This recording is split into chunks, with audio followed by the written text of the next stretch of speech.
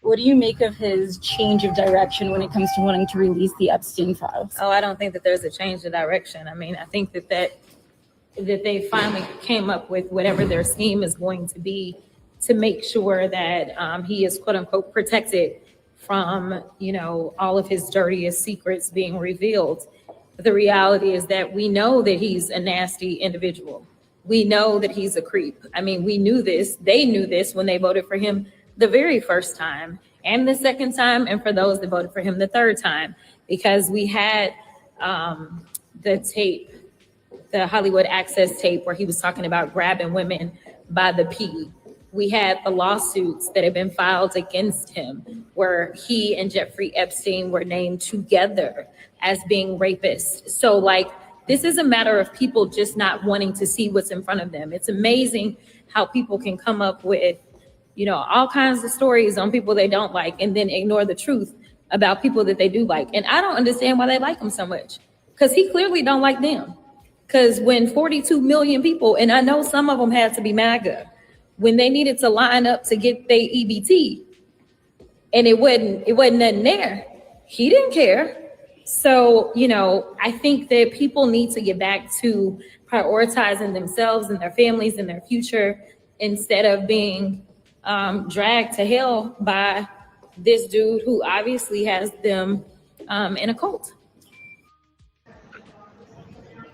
In Scott Hall, and this is right after the Epstein vote on the House floor. Huge applause after that vote. And now what happens is it goes over to the Senate side. I'm actually walking to the Senate side in the U.S. Capitol. The U.S. Capitol is full of people today because the government is finally open after the longest shutdown in history. We'll see what happens next. But apparently Speaker Johnson said he talked to Majority Leader John Thune in the Senate about what they were going to do with the Epstein files. And what they're going to do is going to be quite interesting because they're already talking about changing the language in some way that effectively covers up more information. Let's just get right to it. We'll see if they change that. Good morning and welcome to another edition of Let It Be Known. We are joined by the one and only Lauren Burke this morning. Lauren, as always, just always insightful and in-your-face coverage of the Capitol that you do. Obviously, Jasmine Crockett speaks for a lot of people when she says what she says. And you mentioned, though, importantly, that the Senate will do some other things before this Epstein files gets all the way to Donald Trump's desk. Oh, you're on mute, Lauren.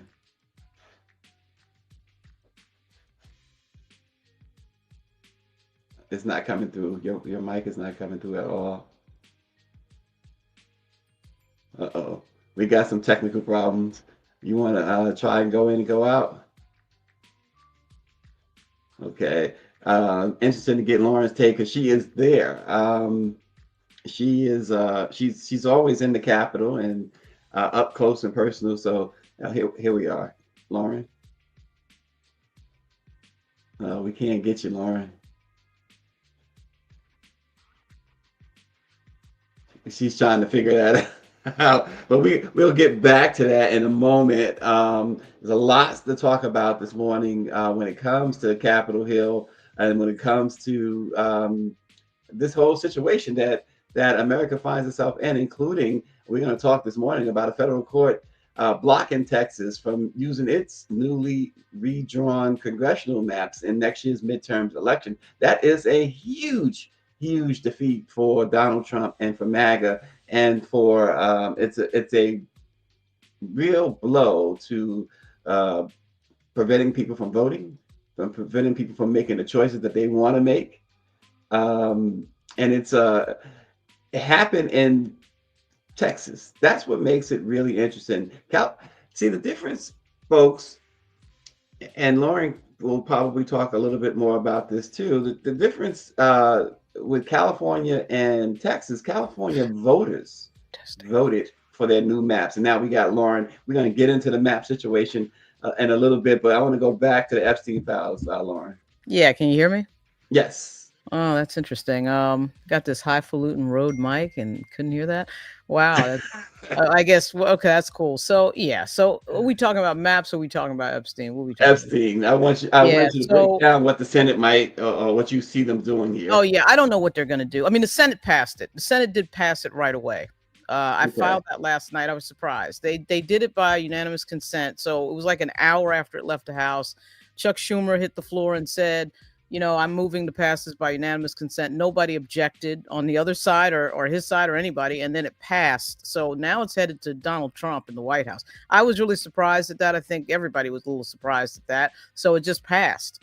They didn't take a roll call vote, but I suspect it would have been unanimous as it almost was in the House. Only Clay Higgins from Louisiana voted against it. So I don't know why that was, but at any rate, it was almost a 100% unanimous vote to open the file. So anyway, it is going to the president's desk. Question is, when is he signing that?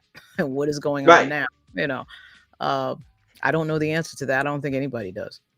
So Bloomberg did a report the other day that that said that for months they've been working to basically black out anything and any reference to people like Donald Trump. And that there's been some shenanigans going on with the files.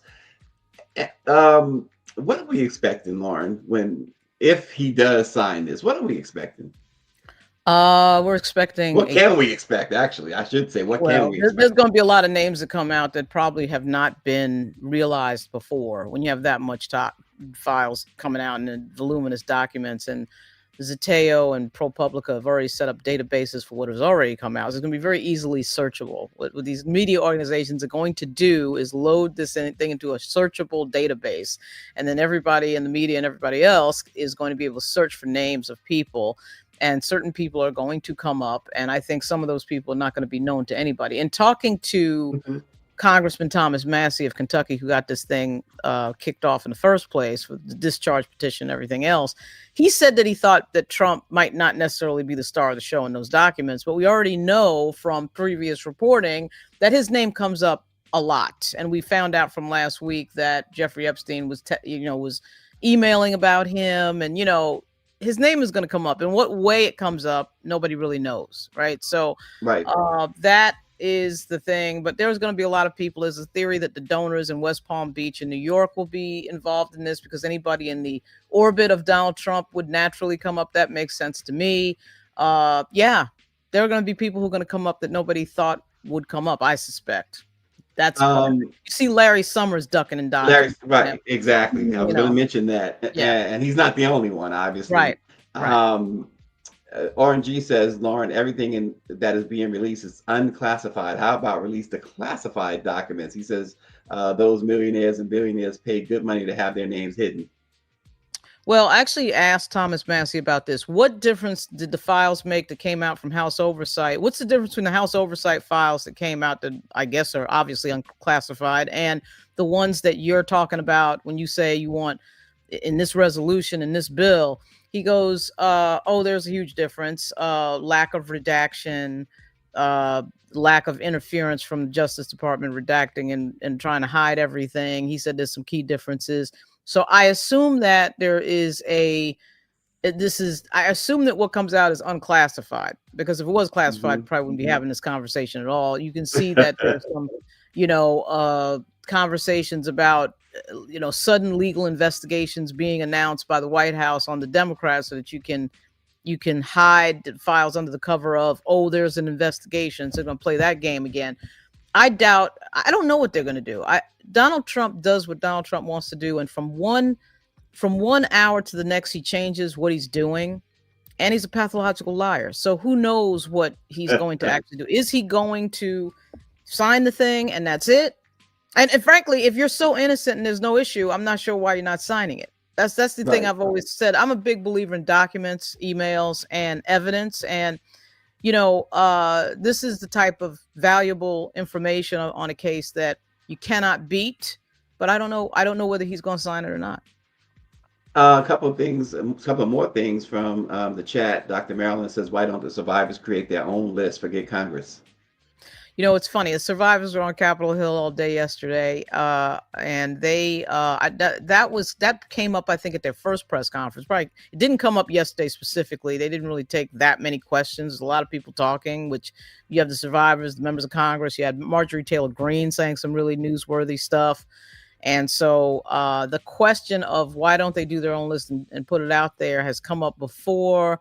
And I thought I heard one of the attorneys on the first presser some weeks ago say some of us have been trying to do that and some of us haven't over the years. And to the extent that anybody pays attention, who knows? But wouldn't it be more interesting to have emails from Jeffrey Epstein and Ghislaine Maxwell mentioning some of these people? All right. And that would be even more, not to say that the survivors' information is not valuable, but that really would be almost, because, you got that stuff in that is corroborated communication from the time between the two people who have been adjudicated. Yeah, and Justine Sports Medicine writes that shenanigans is correct. She's asking you, Lauren, what congressman or congresswoman would know if the files were tampered with, and how would the public get that information? Oh, well, I'm sure that Thomas Massey will keep us updated. Thomas Massey is really good at doing media, talking to media endlessly, taking thousands of questions in a row in one sitting. He will let you know if something is redacted or something's wrong with this thing. And he puts it in a language where he's extremely candid about what he thinks this is, protecting predatory behavior, protecting criminals, protecting rapists. He says it. And I'm telling you, if there's some sort of redaction or some sort of problem with the files, he is going to tell everybody. No doubt. Now, what's the deal? We got to ask this too with the representative from the Virgin Islands, Stacy Plaskett. What's the deal with that is really, to me, nothing. Of course, the island that in question, the Virgin Islands, her location is a key moment in this, but just because she texted somebody during a hearing, what I think that the Republicans did was a game of distraction. We'll censure you because we want to be able to say a Democrat did something naughty, which she didn't. So you texted somebody during a hearing. So what? We got people stealing from the Treasury, from the federal Treasury, tens of thousands of dollars. We have idiots from Elon Musk's camp stealing our information out of the Social Security Department. And you want to talk to me about Stacy Plaskett text Jeffrey Epstein during a hearing? It just doesn't match up. So they're trying to create a diversion, which is what they did. The Black Caucus defended her. I'm actually going to file about that this morning. And to me, it was a big nothing. Okay, we have Stacy Plaskett's statement. In that hearing.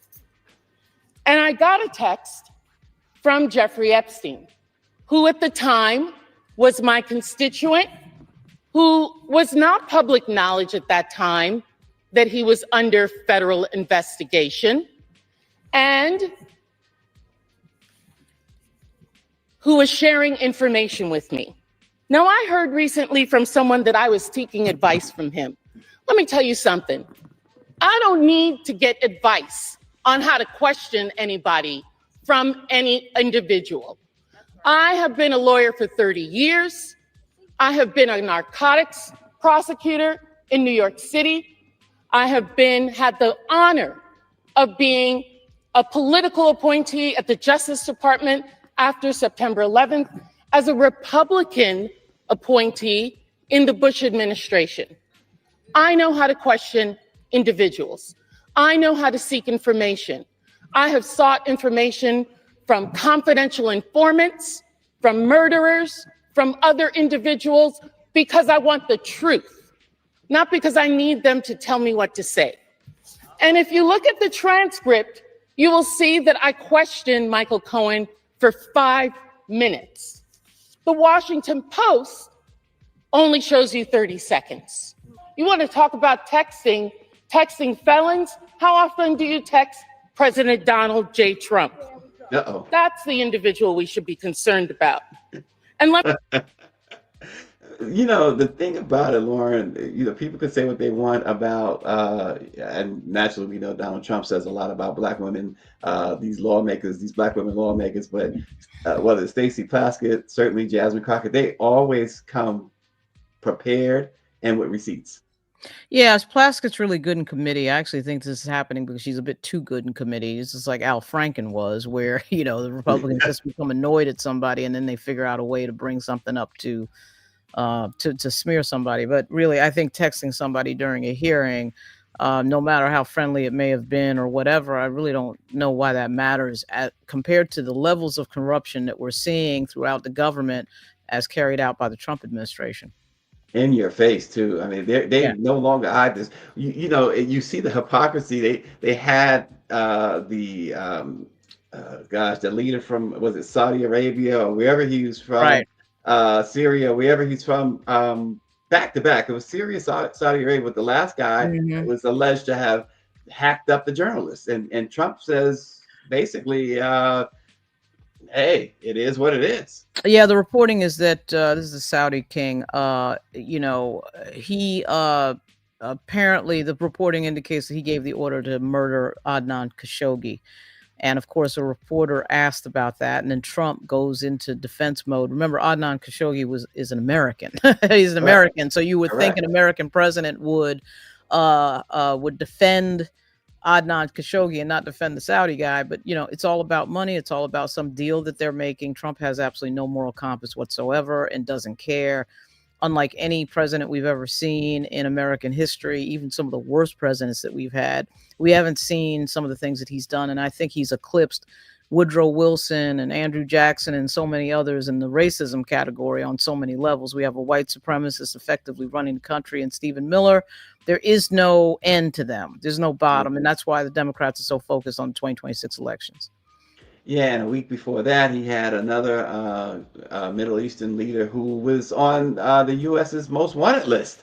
Who, I mean, they had a bounty on this guy, and he welcomed him with pomp and circumstance. Yeah, well, Trump doesn't care about anything other than money and giving money to his friends. And let's see what the Democrats do to counter that, because the Democratic Party has been particularly bad at countering some of the actions when it comes to funding media that tells the truth from their perspective, and not just from their perspective, because the truth is not really a subjective state. It is a factor. It's not a fact. But the Democratic Party needs to understand the fight that it's in. The opposition to Donald Trump needs to understand the fight that it's in. When they see them do these outrageous things, it's not enough to just be talking about it and then that's it.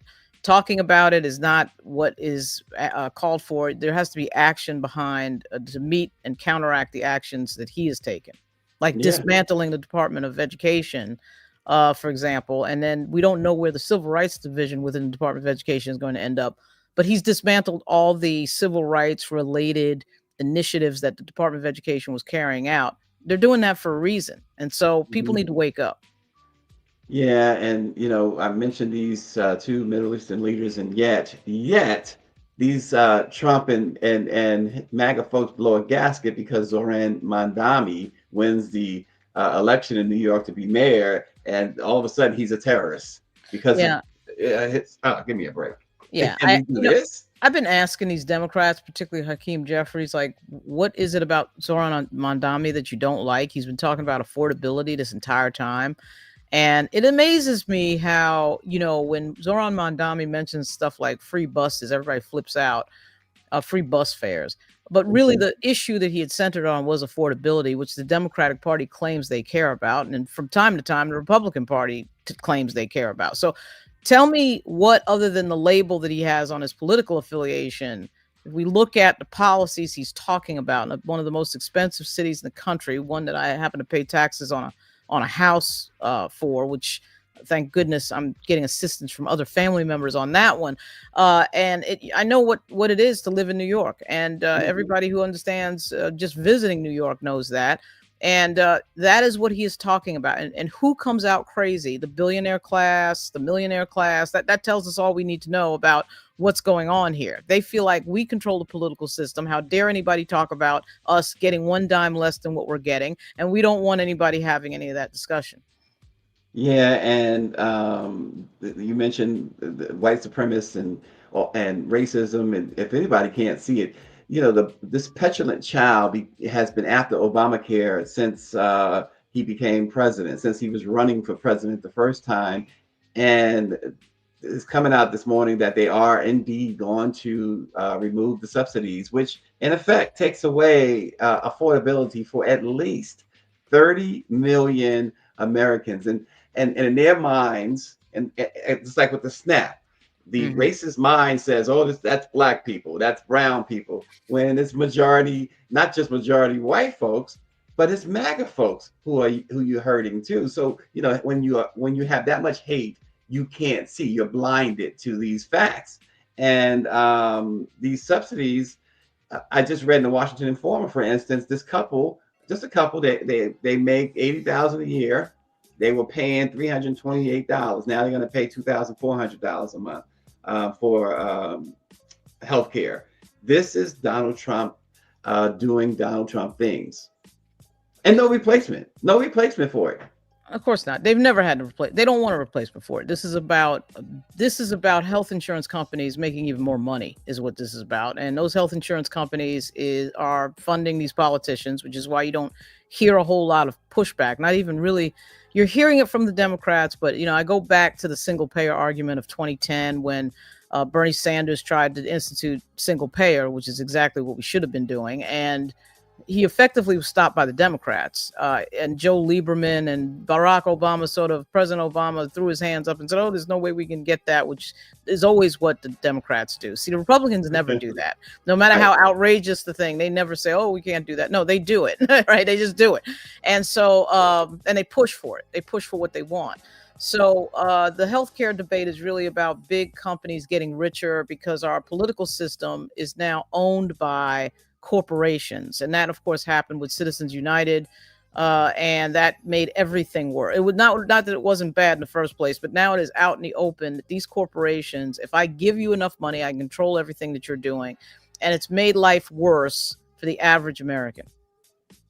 Yeah, we were in France early last year, and had a great conversation with an Uber driver who was saying how his doctor, so his doctor is married to a doctor, and he was talking about the healthcare and how easy it is to go in and get your checkup or whatever you need done, and then right away get your prescription costing little to nothing.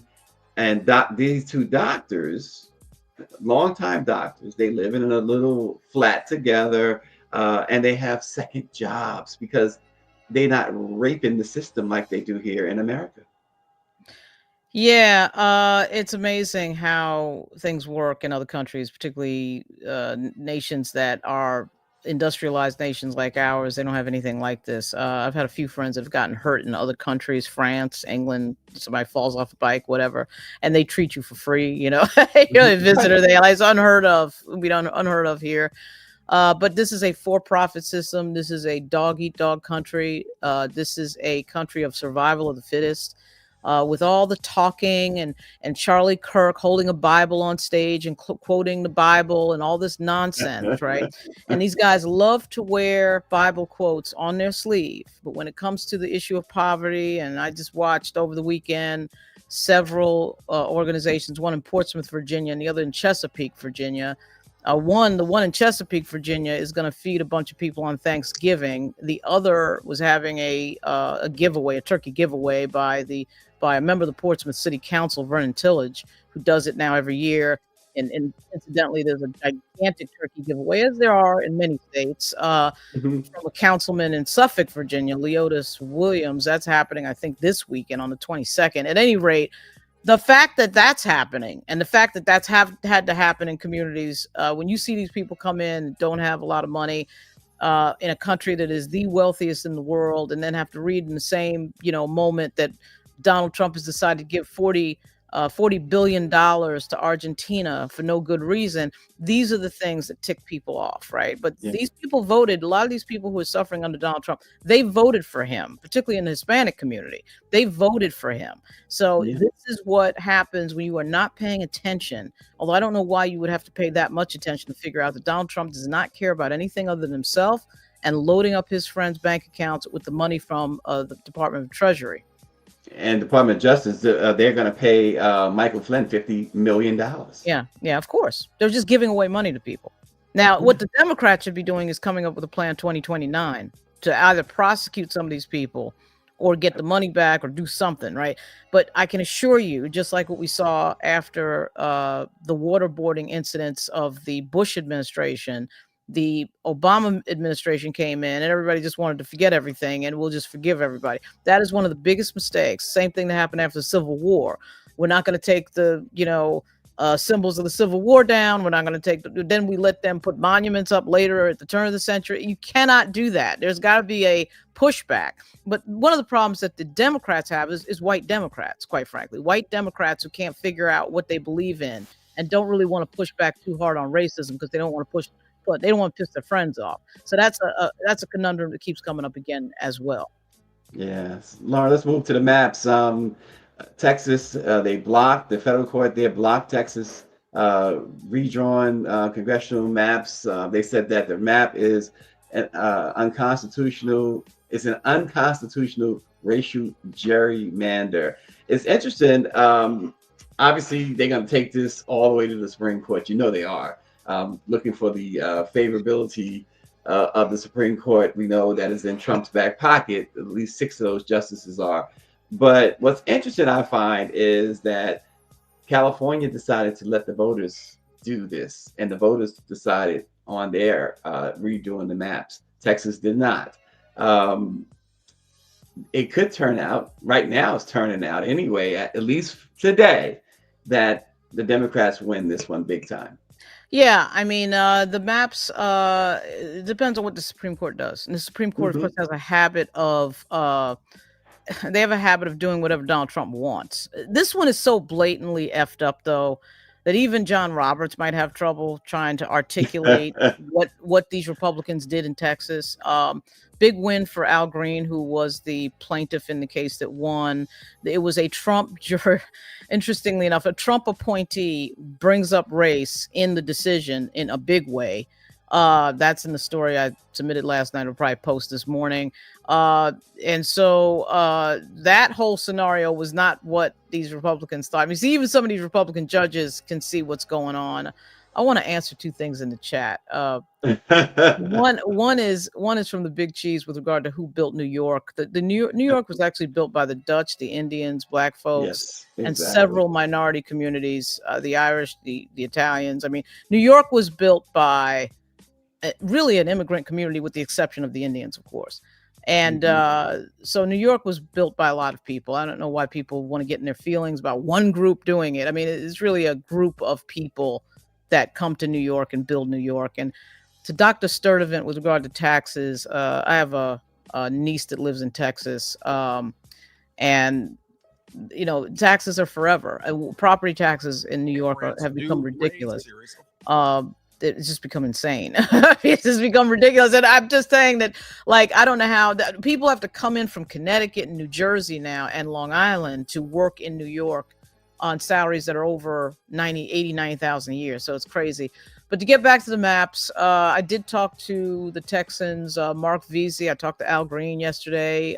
He's going to be quoted in the piece that I submitted. We're going to see what happens next. They fully expect that this is going to go to the Supreme Court right away because the deadline for filing in Texas for Congress is December 8th or December 9th. It's literally 2 weeks. Oh, wow. 2 weeks. So this has got to happen quickly. The court, Mark Veazey, the congressman, one of the congressmen who is impacted by this. There are 3, Jasmine Crockett, Al Green, and Mark Veazey. And then there's Texas 18 sitting out there, the famous Texas 18 seat that was occupied by Barbara Jordan and Sheila Jackson Lee.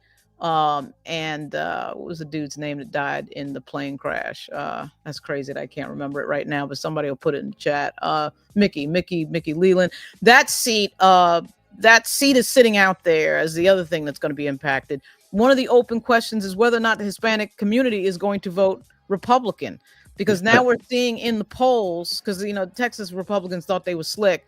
They thought, oh, Hispanics will vote Republican, so we'll pack that with Hispanics. Now we're seeing in the polls, the Hispanics are waking up to the fact that Donald Trump hates them and is racist. So now, oh, wait a minute, they might not vote for us. You know, so there's all that going on. But whatever the Supreme Court does, it is expected to happen very quickly. Yeah. Well, like as you articulated, it has to happen quickly, right? Because that deadline it's a hard deadline, right? This is not something they can push back. They can't. Well, they can push it back, but what would happen is those districts, the old districts, would be the districts for 2026.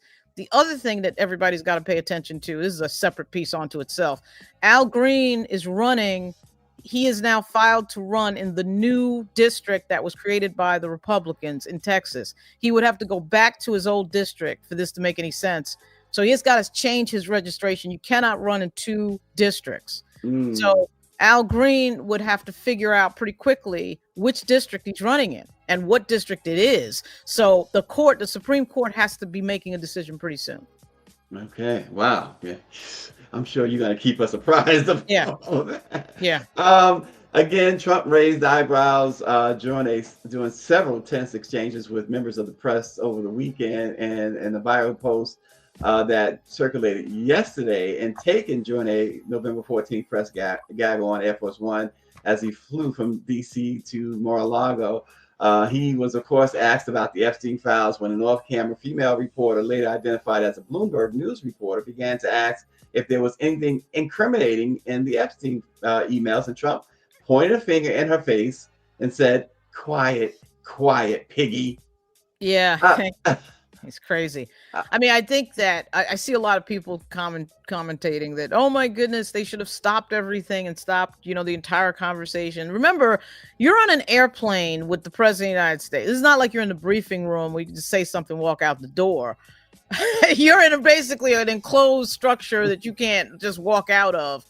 And these people are dangerous and stupid. So I'm not suggesting anybody get thrown off the plane physically or any other way, but I'm just saying that this is a little bit different than what you would see in a briefing room setting or an East Room setting during a press conference, where you do have a group of reporters that's in there.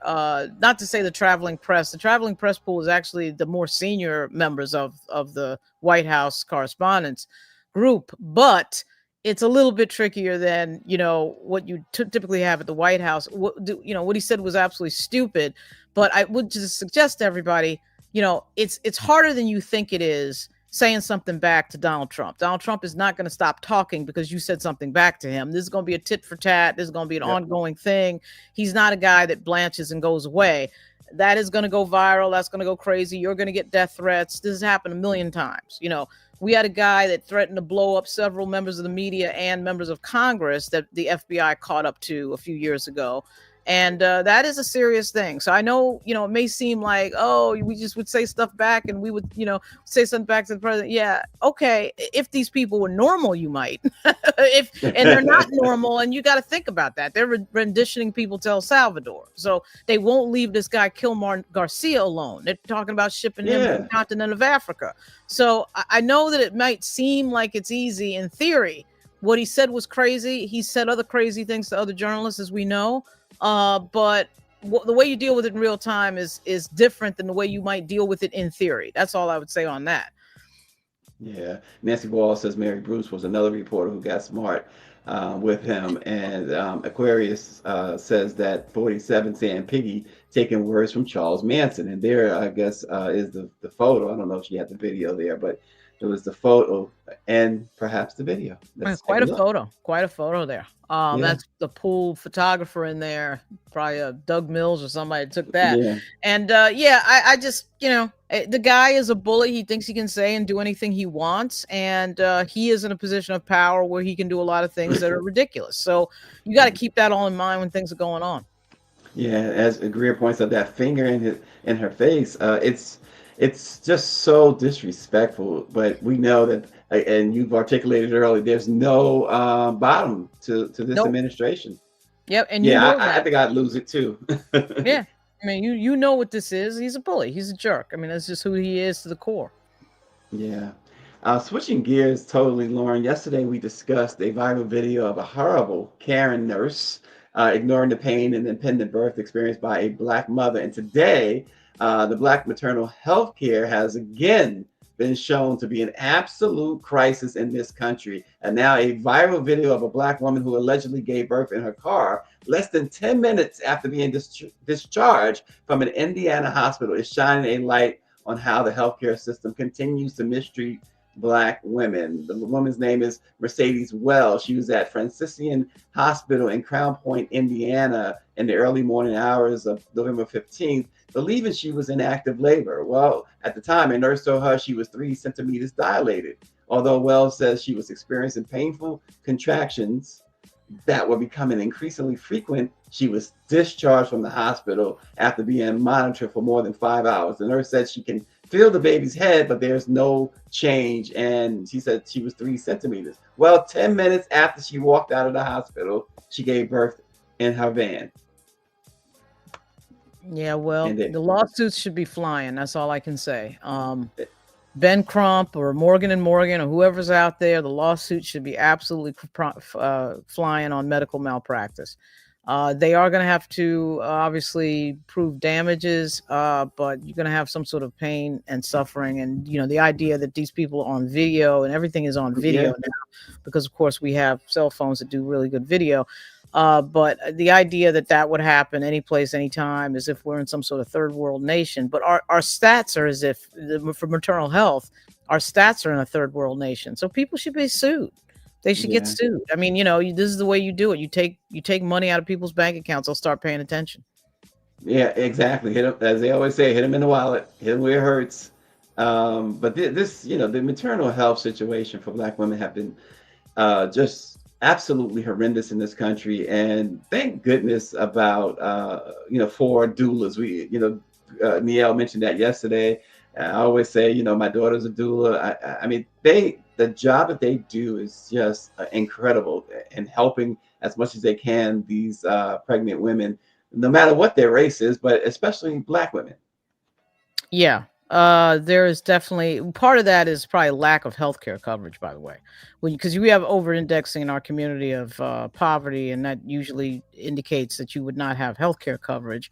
And so that is part of what you're probably seeing with regard to some of that infant mortality data that's coming in. But none of that should exist in a civilized country, in an industrialized nation that's one of the wealthiest in the world. Big Cheese, I'm from New York. I know who built New York. I'm aware of slavery. And to QAnon, you're a liar. You're an absolute liar.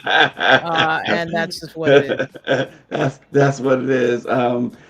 Justine Sports Medicine says, like Sherman Hemsley said, there's more than one way to skin a cat. Has to be a solution to protect Black pregnant women in healthcare. Yeah, the solution is lawsuits.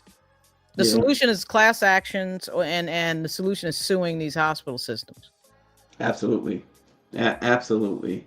And again, to switch gears, America's largest bank, let me rephrase that. America's largest Black-owned bank says it's going all in on AI. One United Bank with services more than 100,000 customers nationwide has launched Wise One, an AI-powered money management tool that helps users make financial decisions in hopes of fostering generational wealth. The app is at users' fingertips through a mobile app or online, and gives customer custom insights into their spending, saving, and progress. And Terry Williams, the president and COO of the bank, says we use GPS and it takes us where we want to go. That's what this is like. He says, you want to save more? Here's some tools, here's some direction. So the idea of it is to use AI for good to help our community build wealth and become more financially literate. He says we are very good with money. We just have a lot of hurdles in our history that have stopped us from being as wealthy. And we've had times in our history where we have built wealth and it's been burned down, whether that's Black Wall Street or other situations. So AI and banks, Lauren, and Black banks now. So what do we make of all this? Depends. I mean, to me, I see that I saw the name Robert Smith there on the screen. So, anything that has anything to do with financial literacy is typically a good thing. But I will say, I don't know about anybody else around here, but I'm getting a little tired of AI trying to replace human beings So am I. when it comes to customer service. But Mhm. numbers don't lie.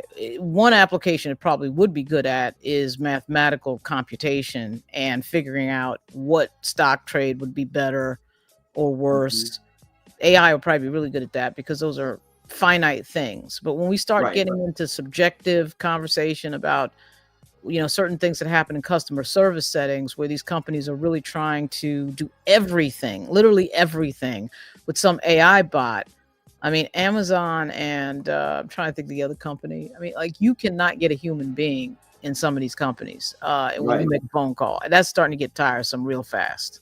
Yeah, without question. And pay no attention to the bots is what Greer is saying here. So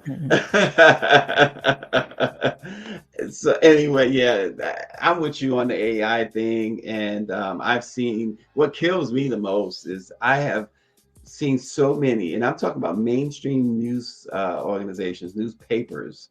That they didn't write the story. AI, right? I'm Right. Yeah. starting to Right. learn. Right. Yeah, I'm starting to learn the language because everybody's saying the same thing. They got the same language, the same M dash this and M dash that, and I mean nothing wrong with M dashes as a whole, but you're seeing so much of the same thing in everybody's writing. How do they determine Lauren a Pulitzer Prize nowadays? That's going to be difficult. But one of the things about Pulitzers, they tend to be based on investigative reporting, which tends not to be the type of thing that you can just run through ChatGTP and get an answer real fast. You really do have to make a lot of phone calls and track down people and all that. And I just don't think that AI is going to replace any of that human effort. And one of the shields that I've got for Black Virginia News with regard to AI is to be reporting on such a micro local level that it's all but impossible for AI to be able to report on that level, right? Right. You just can't be every place. I don't care what anyone says about the technology. It can't be everywhere. And even if it was everywhere, then it has to choose what's important and what isn't. That's when the human element comes in. The human element is us choosing what is going to be amplified in the media. So as a foundational Black American with foundational Black relatives down in Virginia, I understand that there's a lot of stories that get uncovered and are erased by over the years, over the centuries, by racism. So, that alone has its own power, just choosing what you're paying attention to and what you're not. Yeah, there you go. RNG says Robert Smith graduated from Tugaloo College and he is the richest Black man in the U.S. Also, he will tell you he experiences racism. Oh, I bet he does. I thought that tax investigation that happened out of nowhere a few years ago, I think was a great example of that. Oh, yeah. How the hell is Elon Musk sitting in here and there's nobody investigating anything he does, right? And then Robert Smith, all of a sudden, there's this investigation from the government. You got to be kidding me. I mean, you got to be kidding me. So that was interesting.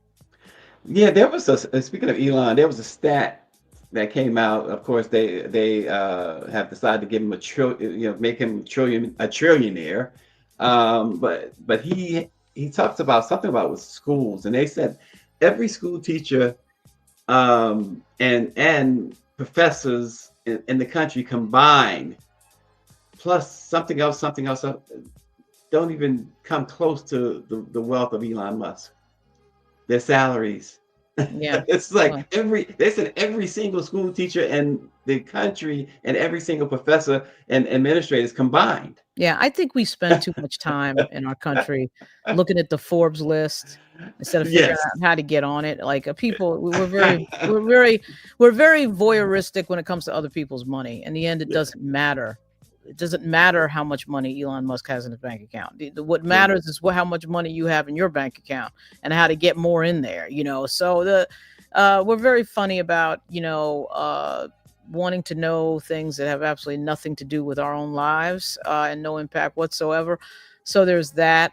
You want to talk about Stephen A. Smith, by the way? ahead, Okay. I please. mean, there was another comment with regard to our First Lady, Michelle Obama. Did you see that? I did not. Please fill us in. The other day she had made the comment that the country is not ready for a female president, and Stephen A. just had to comment, which I don't really care about the details of. What's more interesting to me, and we talked about this on a show that we did on my, platform. Yep. It was like the Stephen A. Smith is making money deliberately off of criticizing other Black people. He's another Jason Whitlock, effectively a race trader. He knows exactly what he's doing. He is in there as somebody to be the replacement voice of racism in a black suit. That's what this is. He knows it gets him attention. He knows it gets him clicks. And it is very deliberate strategy. And he's picking out, just like Charlie Kirk did with Ketanji Brown Jackson, Michelle Obama, and Joy Reid and everybody else. They pick out the best and the brightest in our community to try to vilify, to make money. That is what Stephen A. Smith is doing. Okay. Yeah. So it's going to be a very interesting experiment when we get, there's always a rise and fall in every story. There will be a rise and fall of Donald Trump. And when the fall part starts, it's going to be interesting to see how he positions himself. The other one that is aligned himself in that way is Van Jones. These are very deliberate, very deliberate efforts to placate some white producer in the back that wants you to sound like they would sound if they were talking, but you're going to do it for them. And so anyway, watch what happens with Stephen A. Smith. It's going to be very interesting because he wants to get involved in politics, and that's going to be very, very, very entertaining for us all. Yeah, and the hypocrisy will show eventually. It will absolutely show. So, yep, absolutely. Wow. Well, and speaking of Charlie Kirk, I wanted to mention this to you too, Lauren. Now we know all of the celebrations, if you will, or memorials, I probably should say, of his death and how they treated him like he was like a president. He wasn't even a politician. He was a podcaster, right? But his wife is she's everywhere now. She's always in the Oval Office, it seems. There was someone commenting about that. And of course, the situation with her and JD Vance. What's the deal, Lauren? Do you have any insight on what's going on with Charlie Kirk's wife? I have no idea. I do see that Candace Owens and I think it's Tucker Carlson or somebody. There was a second person, might not be Tucker Carlson. It was questioning her positioning after Charlie Kirk's murder. People grieve differently. It can be very strange. I do think it is odd, frankly, that some of the behavior that we've seen is not typically what you would find when somebody has been brutally and viciously murdered in front of you. She was there in Utah, by the way. And this is, of course, all on video. So even if she wasn't there, she would have seen some part of what happened to her husband. So I am a little surprised at the public facing actions that she's taken and the sort of swooping into his organization. I'm not to say it wasn't like she wasn't somewhat a part of it when it was happening, but she certainly wasn't as public facing as he was. And given the circumstances of his death not being completely figured out yet, and some mystery man that we don't even know whether or not that's the guy, kind of reminiscent of the shooting in Pennsylvania, the assassination attempt on Donald Trump, that it has the same weird mystery around it. And it's always interesting when it's a white shooter, young white male, all of a sudden everything becomes mysterious. But I do think that needs to all be investigated. It likely won't be by this administration because they have a dog in the hunt to not uncover certain facts that might be uncomfortable for the MAGA right. But I do think it's just strange watching Charlie Kirk's wife in a general sense. Your husband is murdered in front of everybody, in front of thousands of people, and it goes viral, the video. And you are out here talking about, Turning Point USA, like that's the most important thing in the world. And one thing death does is it reorders your values. And, apparently that didn't happen with her because I don't see anything that's indicating to me that she's reordered what's important in life. I don't know what the heck is going on, but there's something strange there.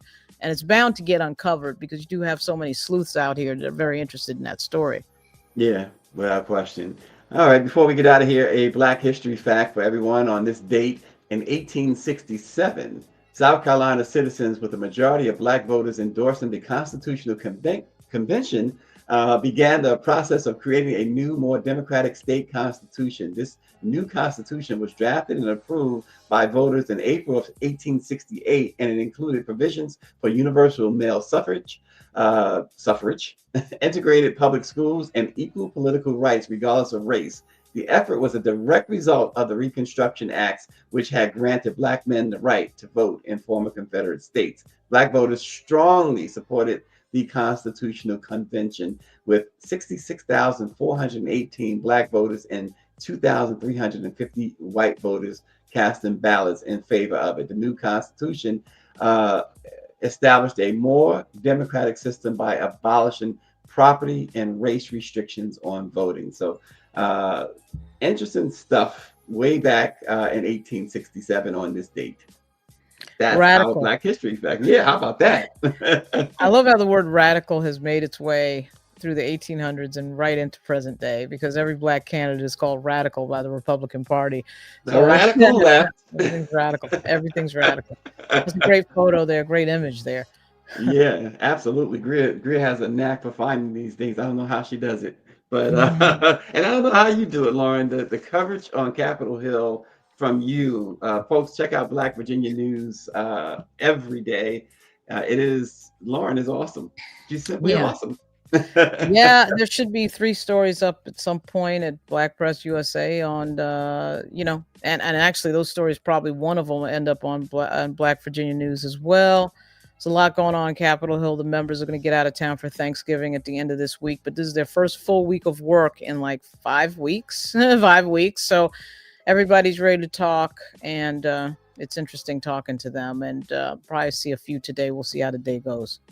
Well, interesting talking to you today. And thanks so much, Lauren, for getting up here with us this morning. Thanks. Really appreciate it. And thank you all, as always, for watching Let It Be Known. We'll see you tomorrow.